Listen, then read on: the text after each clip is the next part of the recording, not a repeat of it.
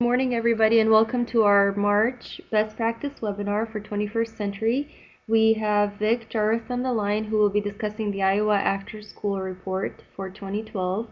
And we also have Tara Velez from Dubuque St. Mark Community Center. So we will begin with Vic. Just some housekeeping items as far as the webinar. If you are unable to download these reports in the PowerPoint through the webinar software, I will be sending out a follow-up email after the webinar today with all of those attachments. We also posted to our 21st Century Wiki website. As far as the volume, you should be able to hear me through both your computer and the conference line. So if you want to go ahead and please mute either one of those, whichever one you will not be using, mute one of your lines, and that way that'll leave out some of that extra noise. If you have any questions, you can go ahead and pose them on the conference line, or you can type them into the chat box. I'm not sure where the chat box disappeared, Vic, but we do have I made it disappear. Box. It'll appear again when we go to the St. Mark's part. Okay, so yeah, you can type your questions into that chat box, and I'll monitor those questions and pose them to Tara during the presentation. So I will let Vic go ahead and get started. Okay. Let me bring this chat box back up in case somebody has a question.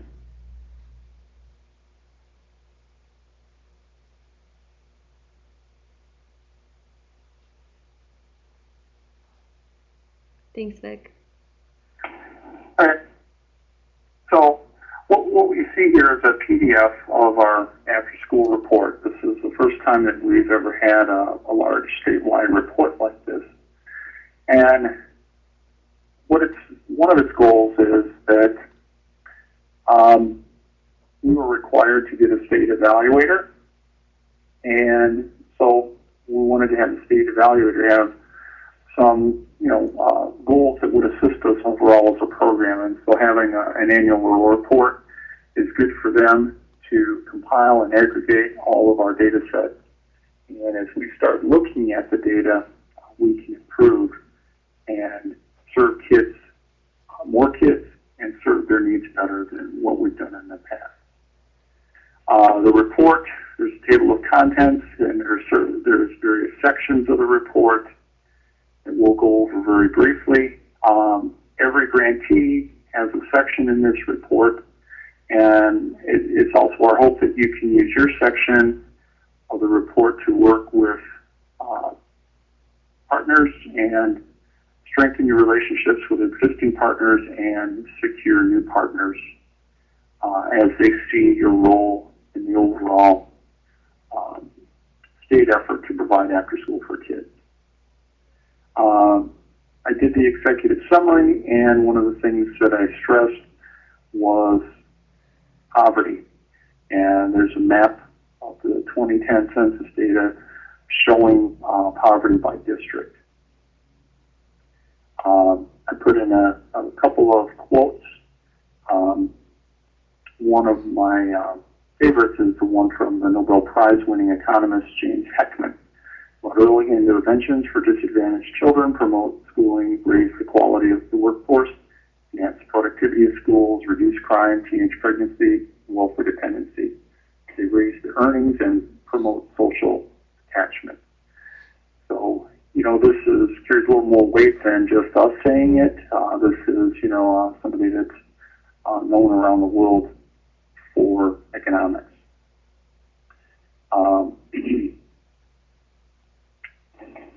Then we have some data about our grade levels that we're serving, and we're predominantly elementary in Iowa, and that puts us in a good position to contribute to the goal of preparing children to read by third grade.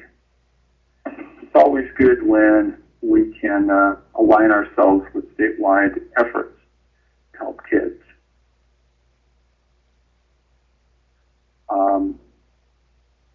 Then there's a section on the Iowa After School Alliance. There's a link to the wiki. There's a little overview of the best practice site visit reports and showing you a little table of the districts that were visited. Then there's an infographic about the Alliance, about the 21st Century program that they did. This is the same infographic that's been distributed for advocacy, but it's a good one-page overview. So at the local level, when you're working with partners and things, you could also use this infographic. There's a section on physical literacy, and that's something we've added because it helps meet the needs of the whole child, providing not only academics, but as many of their needs as we can. And there's some pictures in here. There's a quote from Jason Glass. And then our section that our evaluators, their summary of the program overall. And the things that they looked at, there's data sets from all the grantees, and then there's some graphics with some of the data.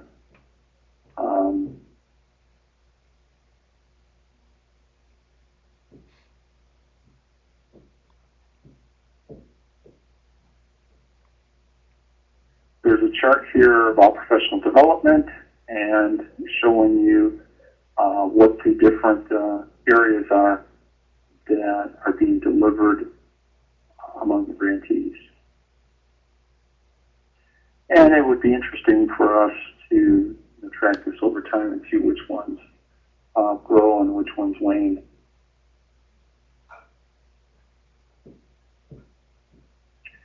And then academic support interventions, there's a table on that. Homework assistance methods.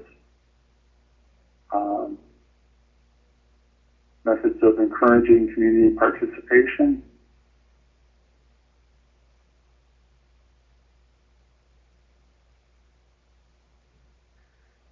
Program objectives. Changes in student behavior from the teacher survey results. And then their summary.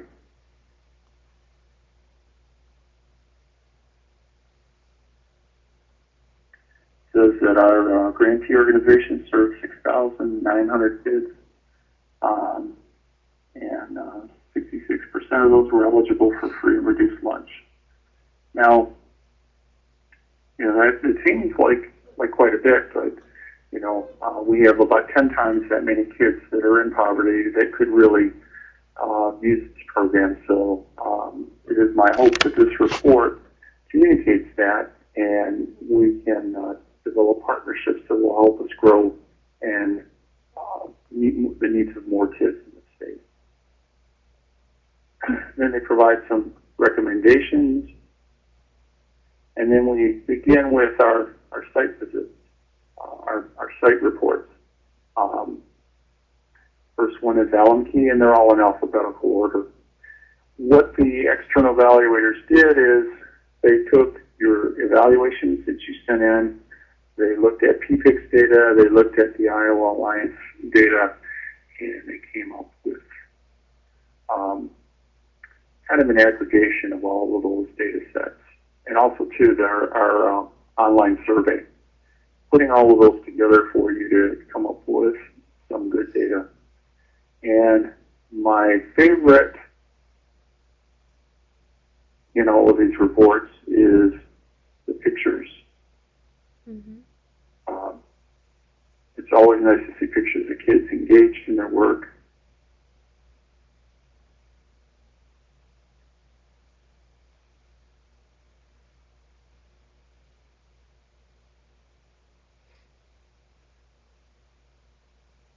And then here's the individual changes in student behavior from Allen McKee.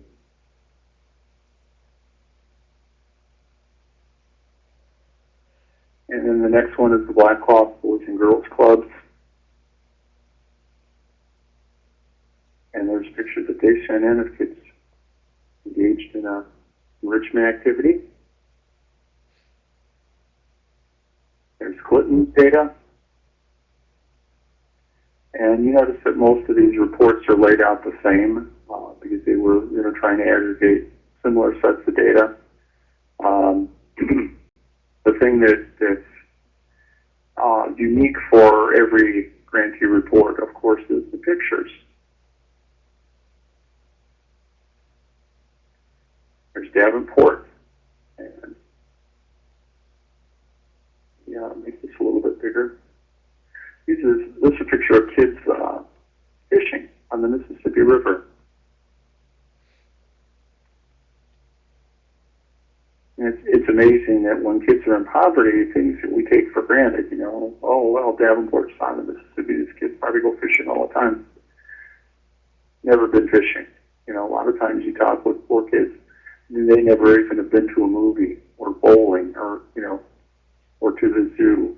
So that's something to consider when you're signing your activities, is that some of the things that might be really close and easy to do may be things that your kids have never done. So you don't always have to go on a long trip to the Omaha Zoo. You could go to a nature center with your kids.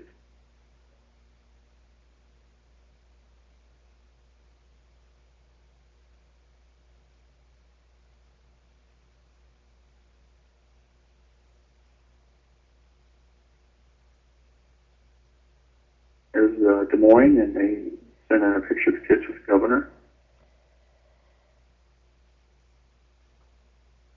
And, our bigger grantees have a little bit more data than our smaller grantees. And that's completely normal. There's Dubuque's data, Fort Dodge,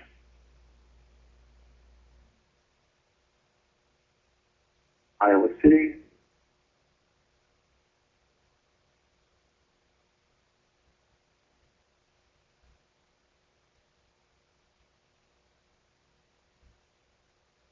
Lynn County Extension,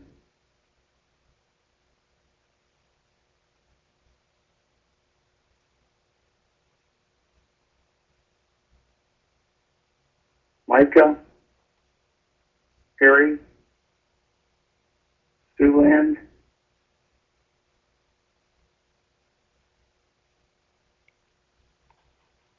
St. Mark's,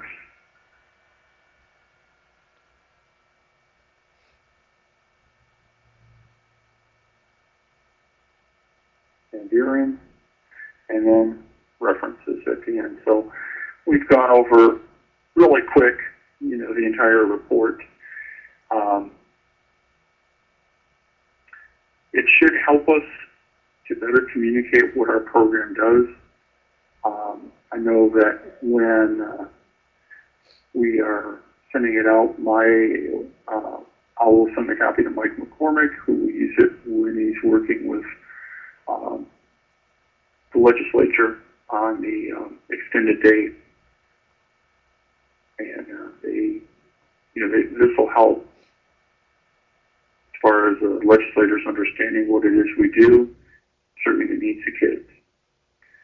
So, does anyone have any questions for me?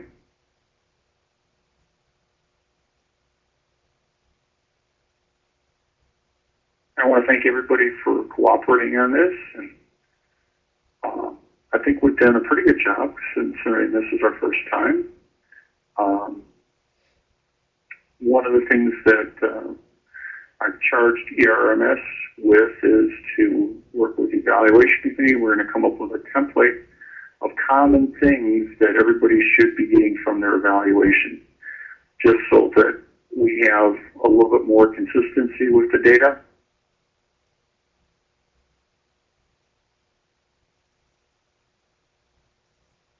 But this is, a process. Mm-hmm. Does anybody have any questions for Vic?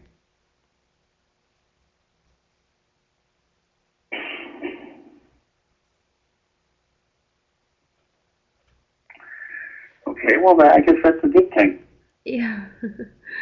Yeah, thank you, Vic, for sharing. And we will switch over to Tara Velez right now. Executive Director from St. Mark Community Center in Dubuque. Tara, I will let you further introduce yourself. Okay, thanks. Can everyone hear me okay? I guess no, everyone's on mute. Well, hopefully you can hear me. So I'm the director at St. Mark Community Center in Dubuque. The first thing I want to clarify, just because there seems to be some confusion both in our community and maybe throughout the state, St. Mark is not religious affiliated in any way whatsoever, and I'll get into the history of that in a little bit. What we do is provide support for the educational and social needs of school-aged youth and their families. That's our mission statement, and we really focus on the K-5 age group. So all of our programs, with the exception of our partnership with the local LEAP program, the 21st Century in our middle schools, are focused on K-5. And then we do have a community center on our campus here, and that is available for various nonprofits and small groups to use. So you can see on there that we provide space to community partners. So we were a church, and that's where the name comes from. In 1988, the church closed, and it was St. Mark's Lutheran Church. And the members of that church community, of course, felt the loss of their church and wanted to be able to use the building to still impact the youth and families in the neighborhood. So they sold the stained glass windows for seed money to start a nonprofit organization, which of course is St. Mark Community Center. And when they originally started, they were targeting the elementary school Prescott that's just a few blocks away, and they were serving 13 students the first year. And the focus was, of course, on academic improvement, and they did match the students with one-on-one mentoring and did service learning and enrichment opportunities. So, of course, all those things still align perfectly with what we do. It's just that we've grown, and our programs are now offered in the school buildings. So we're in 5 schools, and we have over 220 students in the school year program, the before and after. And then I have on here 75 during the summer, but this summer it will actually be 125 students with the 2 programs that I'll talk about in a little bit. We also rely heavily on our volunteers, which again, I'll talk about that a little bit more. Most notable thing in our history is in October of 2011, or I guess I should say in our recent history.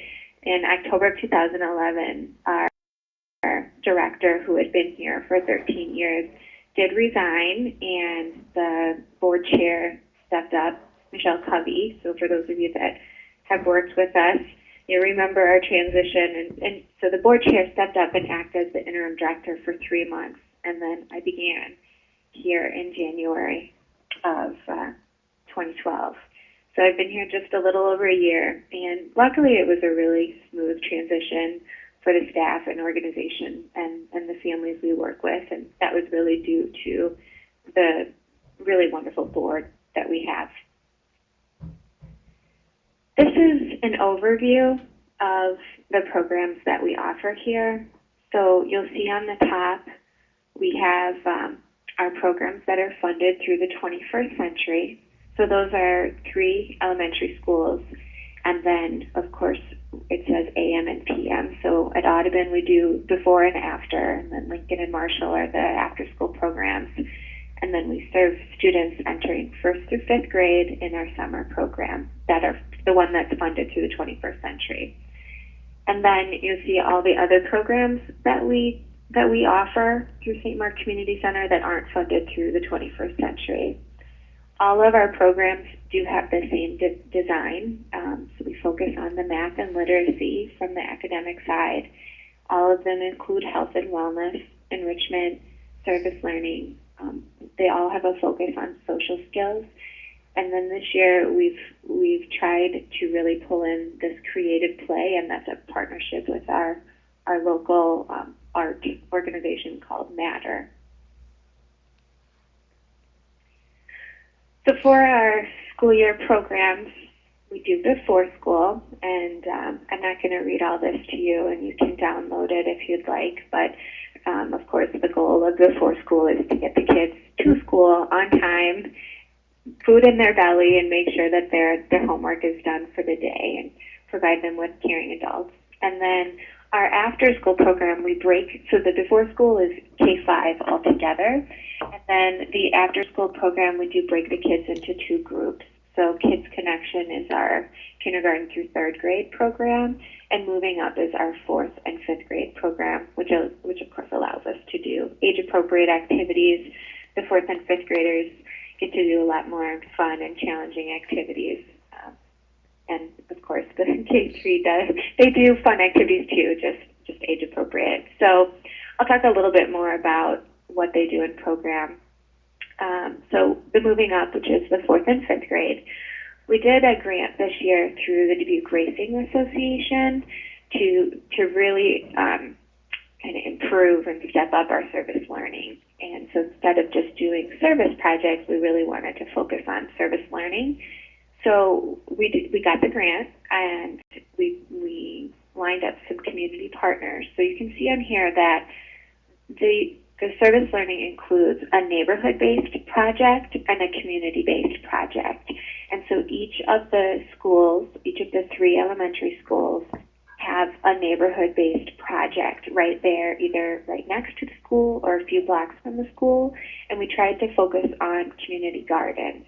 So the neighborhood-based project, it says fire department because the fire department right next to Marshall has 5 raised beds, and they've allowed us to take those over. They were overgrown and in need of some TLC, so they were happy to partner with us. And then Crescent Community Health Center has some gardens 4 blocks within Audubon School, and then Lincoln has a green team, and they manage the beautification and planting on their school grounds. So we wanted to make sure that they were doing service in their neighborhood to really make that connection, but then also do community service to really connect with the community.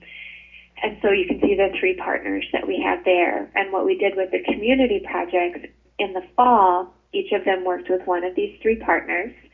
And then in the spring, they all rotated. So their neighborhood-based project stays the same, but the community-based project rotates. And then ideally, if all goes well, next fall, they'll work with the 3rd partner that they haven't worked with yet. And then we work very closely with Loris. Dubuque's really unique in the fact that we have 3 large colleges, 2 small ones, and then UW-Platteville is within driving range. So we have the opportunity to really take advantage of a lot of college students. Our strongest partnership is with Loris. And we worked with, I put on here professional development because one of our partners from Loris, Maggie Baker, she actually came in and did our service learning training during orientation, and she helped our staff understand the different components to service learning versus service. And she's also available anytime we need her to come out. So Loris is a great partner for professional development. Most of our college students, most of our volunteers come from Loris, and so they're either AmeriCorps members. We also participate in the work study program. A number of the students come to us because it's a class requirement that they do service. And then we have some who just volunteer, which is great. And then the course project, course design is, I think, our greatest strength and has been really successful. So instead of the class just saying, go do service, here are some opportunities, they've actually built us into the course design. And so I put on here a couple examples of this. So there's a health education class, and their course is built around developing curriculum for our 4th and 5th grade program. And, last year it was 4th and 5th. This year it's the K through 3rd. And so they actually, the class is designed to create curriculum, and then they come out and they implement it. So they provide our health and wellness, and it's part of the course. So that is what they're supposed to be doing, and the professor comes with them and observes what they're doing. So it's really great. And then there's another class that it's a Shakespeare class, but it's an education class.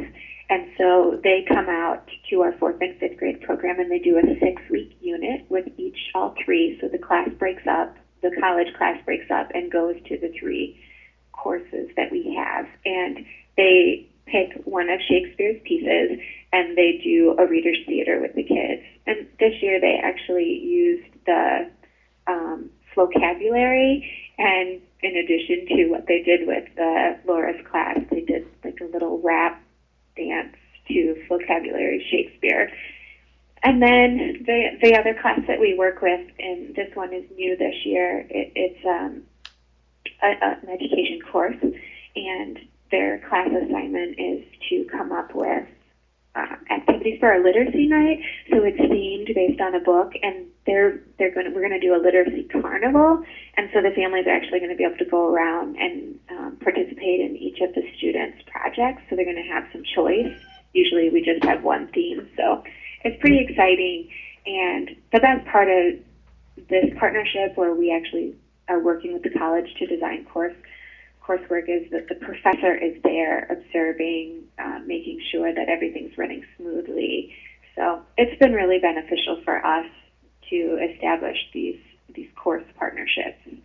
And then we also work with Loris for our AmeriCorps Vista through the Campus Compact program, and we're in year 3 of that relationship, and our AmeriCorps Vista serves as our volunteer coordinator. So that's been really huge for us. So with that, we have over 200 volunteers come through during the school year and the summer. And right now, this year, we really focused on shifting from general volunteers to one-on-one mentors. So right now, we have over 60 mentors working one-on-one with the students. And then we actually have over 60 volunteers working as classroom helpers or tutors. And then so this is second semester, so we had close to 70 first semester working as tutors. So the tutors are semester commitment, and the mentors are year-round commitments. And then we also have volunteers come in and help us during the summer. And we have volunteers, come in and help for our special events. And those special events and one-time volunteer opportunities aren't included in the total number of hours that our volunteers contributed last year. Do you have anyone have any questions? It's weird because there's no sound on my end. Okay. Feel free to interrupt or type in the chat if you do. So in terms of family engagement, which is, of course, one of the grant expectations, these are the activities that we do. So a regular activity, something that was in existence before I came on, of course, was the family literacy activities. And so last spring, we did a literacy luau. We tried to theme it and really focus on the fun side of it to entice the families to come in. And so this fall, we did a fall theme with around pumpkins and Halloween. And then we are planning to do a literacy carnival, as I mentioned, with the partnership with Loris in April.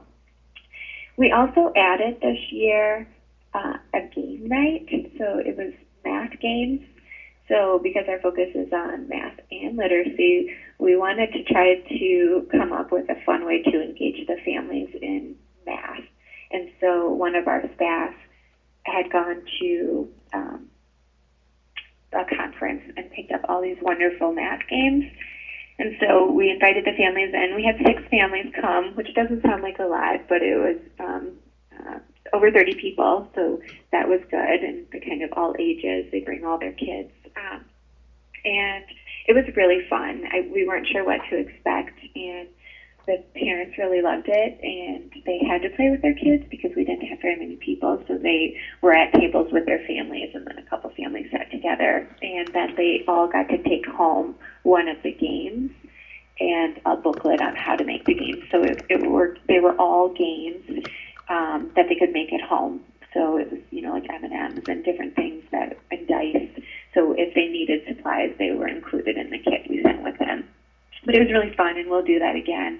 All of our family activities are held here on our campus in the community center, and we invite all the schools to come together. So we don't just target one school at a time. We invite all of them in, and we do a potluck dinner.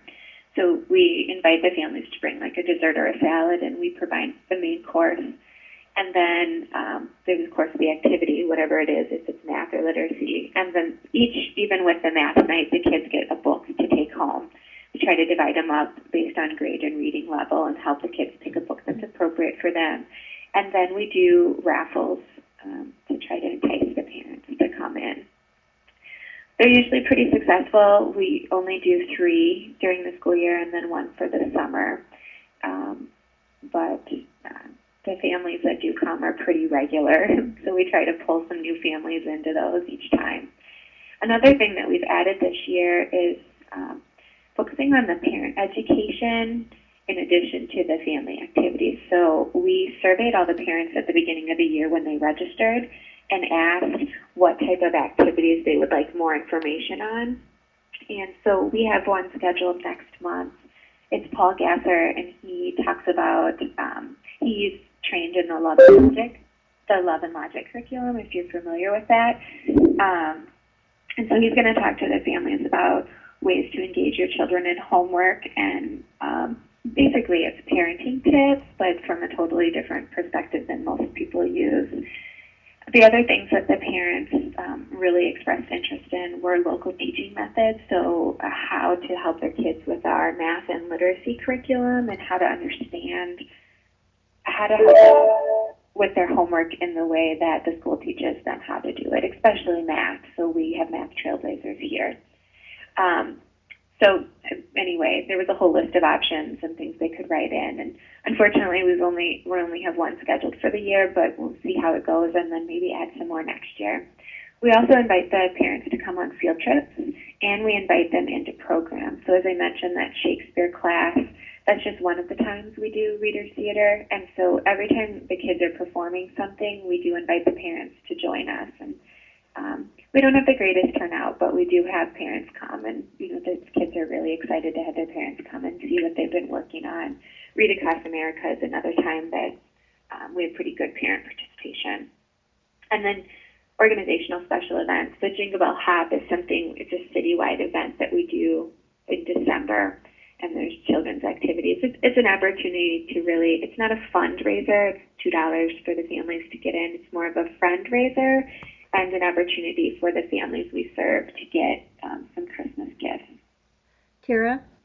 Yeah. Before you begin talking about the summer program, would you like to take a question? We have Sure. a question Sorry. in the chat box. No, that's fine. I'm kind of monitoring this for you, so I thought I'd wait till you finished about the family engagement. But there's one question as far as how you recruit and maintain so many volunteers. Well, it's through the colleges. So we do have 3. We've got Clark, Loris, and UD in terms of, they've got about like 1,200 students each. So those are pretty good recruitment opportunities for us. And we do work specifically with classes. So, if you have 3 classes of 30 students, you've got a pretty solid group of volunteers. We have about 20 community-based volunteers. Those are the ones that return every year. The work study students are also very reliable and tend to stay with us throughout their college experience because they're getting paid, and they're getting paid by someone else, so that's great. So if you're able to tap in and become a work study site, those have been our most reliable college students. And then we also work with the foster grandparent program, so we can get foster grandparents to come in and work for program. The community-based is the most challenging to try to recruit, community volunteers. But once you're able to get a community volunteer and they have a good experience, they tend to stay too. But really, we're really heavy with college students. I don't know the answer to that in terms of becoming a work study site. You would need to contact the college, and most likely career services would be the best place to start and find out what that entails. In terms of being a work study site, it's pretty minimal. I think there is a form, but it was in place before I came here. So there's the original form, and then you do have to sign off. So the volunteers have to sign in.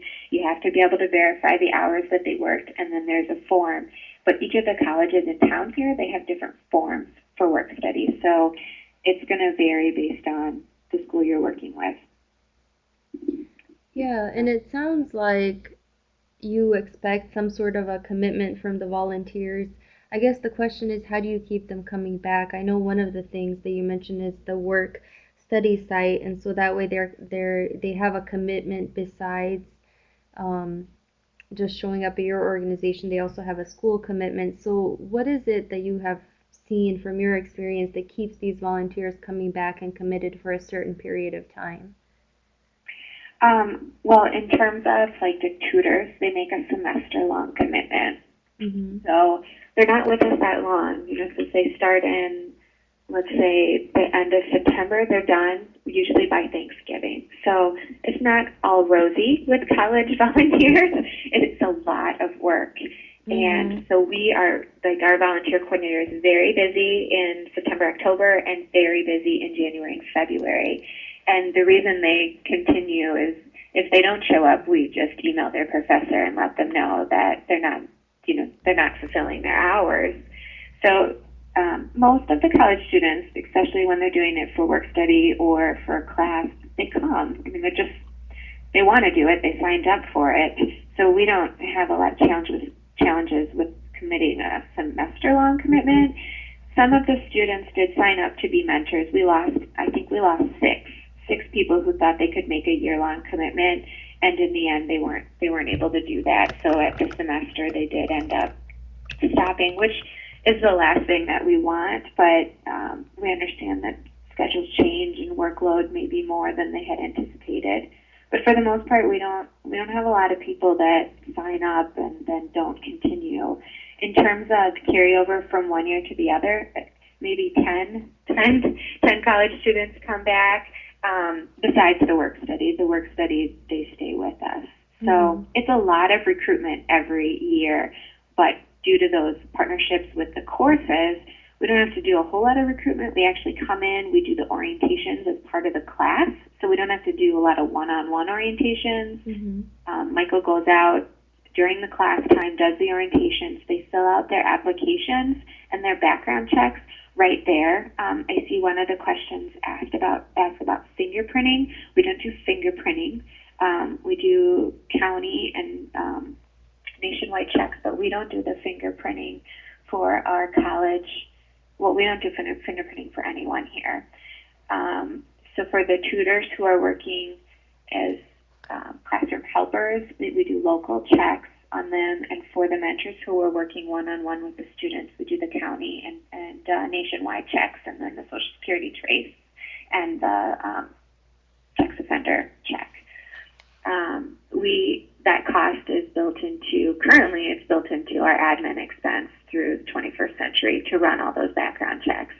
In terms of sustaining that in the future, we're exploring with the college a way to share, since most of these students are education majors. If they're in their junior or senior year, they've done background checks through the university. And so we're trying to explore a way that they can just verify that, yes, indeed, a background check has been done and this person has passed, as a way to cut cost in the future. But we haven't quite figured that out yet.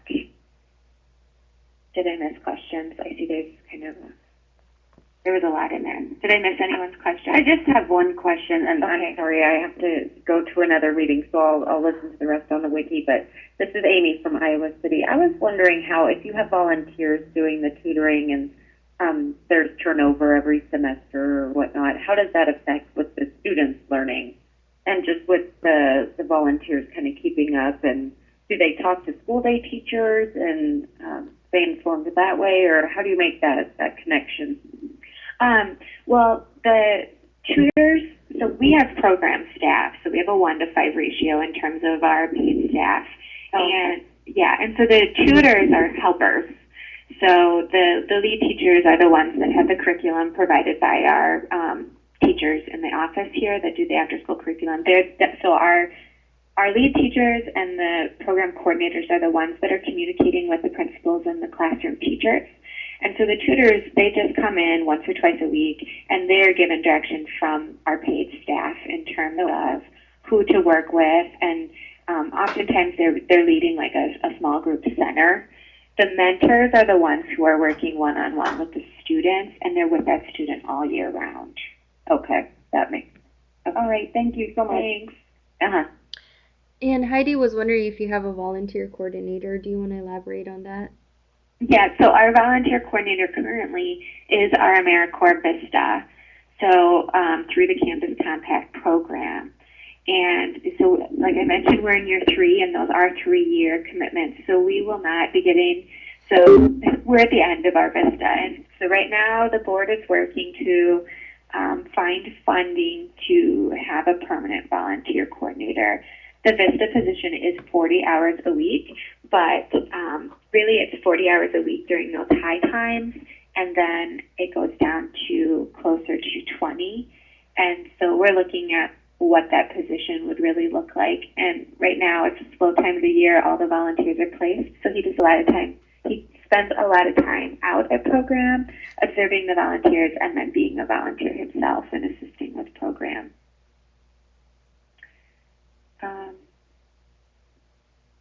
Okay. Should I move on to summer? Yeah, go ahead. Okay.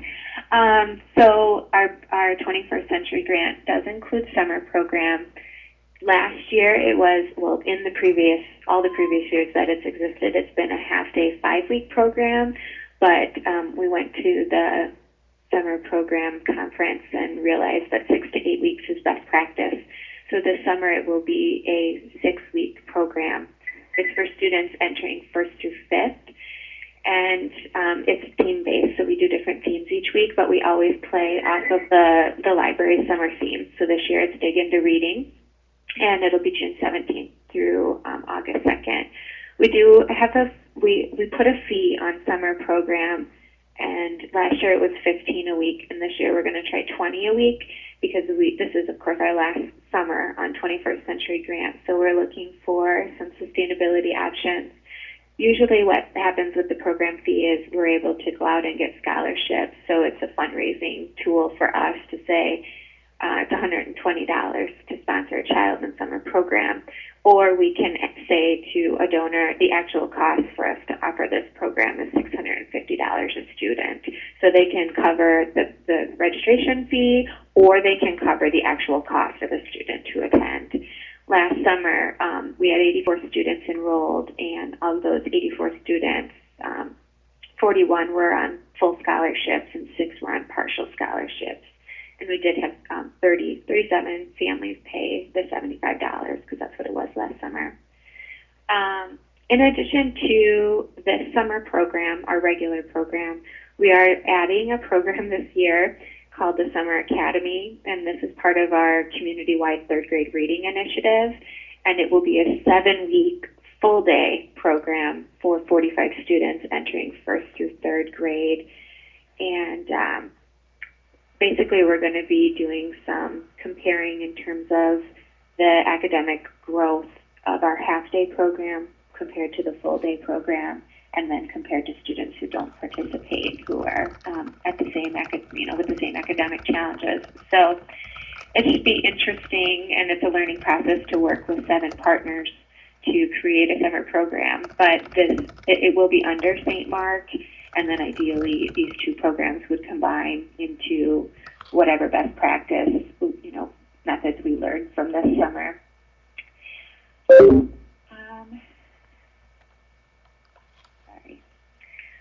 This year we focused really heavily on professional development. We have a lot of staff turnover due to offering before and after school programs. The time is challenging, and people are not able to sub and do our after school program in its current design.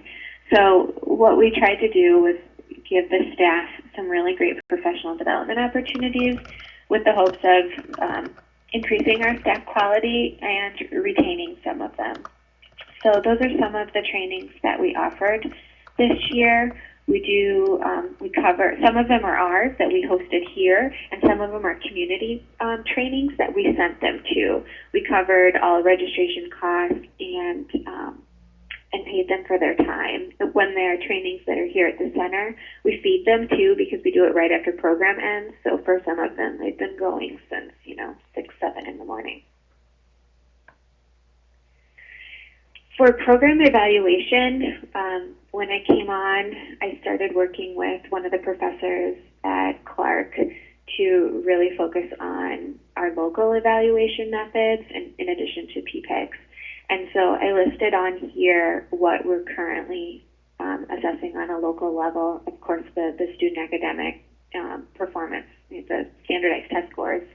And then we started doing surveys last spring, and then we did summer, and then we'll do it again this year with the parents, the students, the classroom teachers, which is of course required, our program staff, the volunteers, and then all the community partners that work with our program. And then this year, we're hoping to add some interviews to kind of go a step beyond the surveys. And then our evaluator provides us with a report that helps us adjust program based on the feedback from all of the stakeholders. In addition to that, this year we partnered with the Community Foundation to do a community-wide needs assessment with the Dubuque Community School District and Holy Family. And so both of them were wonderful, the school districts, and they actually emailed out the link to all the families. And we had, I think, 670 families reply and 618 completed it. So we can use 618 of the surveys. We are doing a little extra push because we didn't, and we did this during the conference week, and then we staffed the 5 target schools, the 5 Title I schools. We actually staffed. We had laptop computers out and printed surveys and had staff out there to help people, or I guess to encourage people to fill out the survey. But our numbers were still really low from those schools, and that's where us, St. Mark was most interested in the feedback.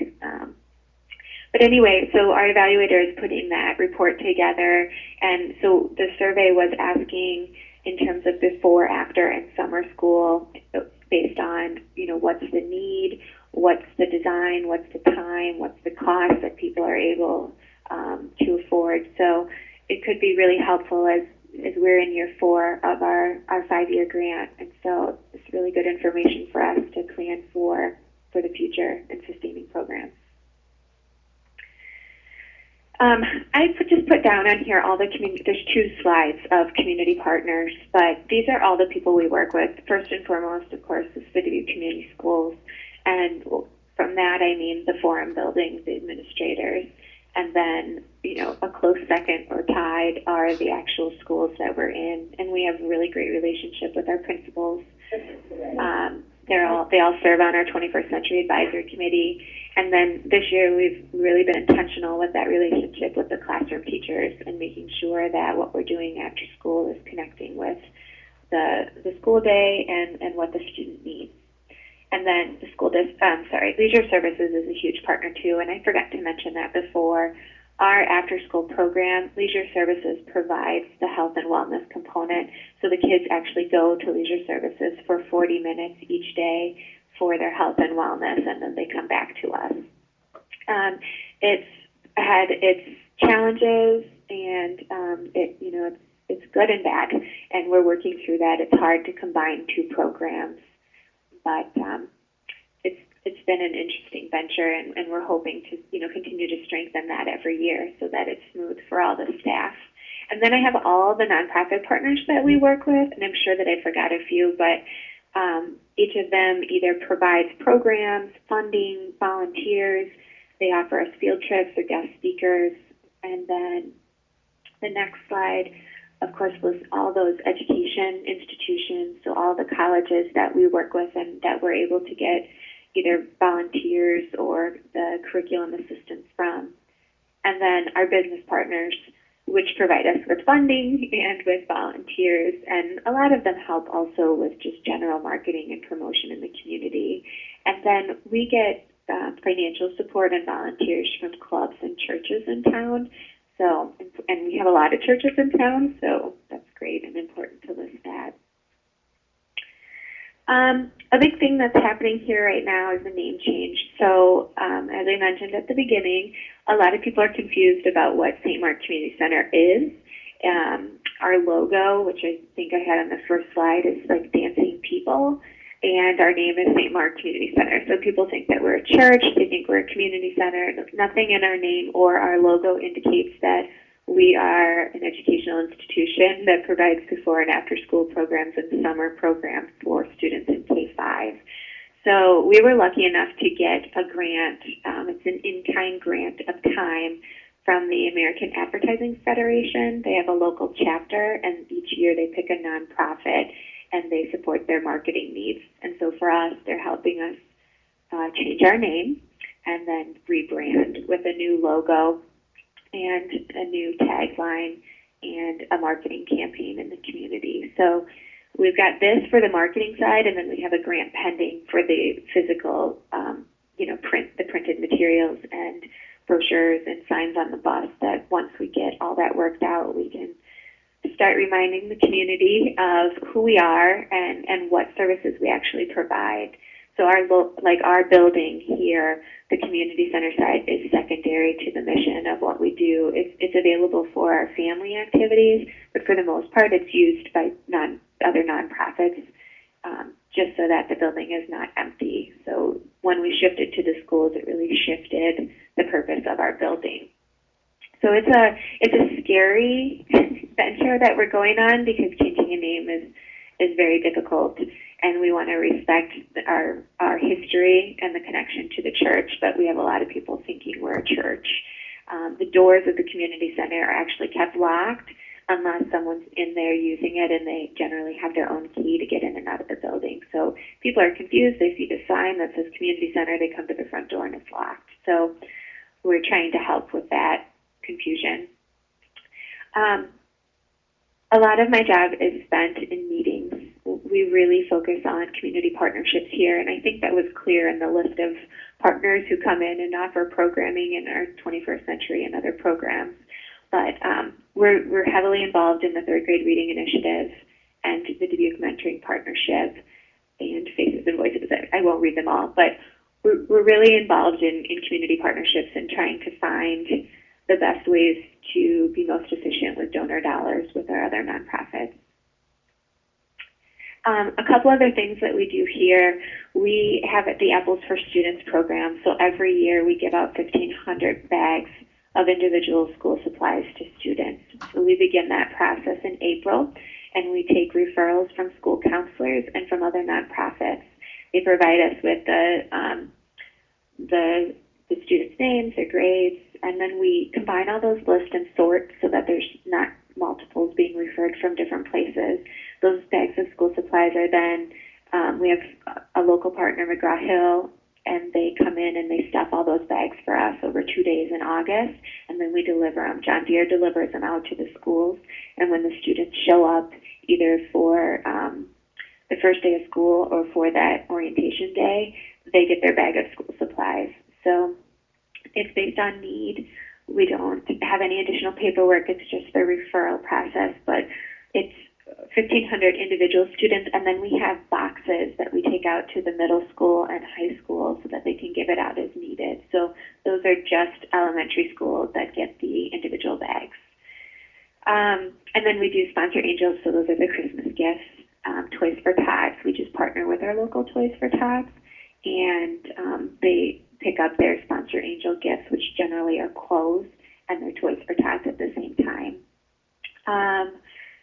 And then Prudential, we have a Prudential building here in Dubuque, and they sponsor whole families for the holiday season. And then you see we have 3 partners that we work with for summer camp opportunities, and so we have scholarships to send students to these summer camps, and we typically use it for rewards for students who've had outstanding attendance and behavior throughout the year.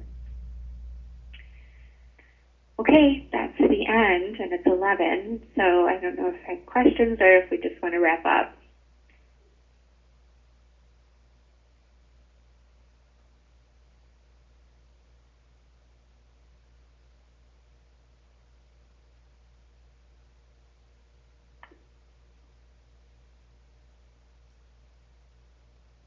Is anyone there?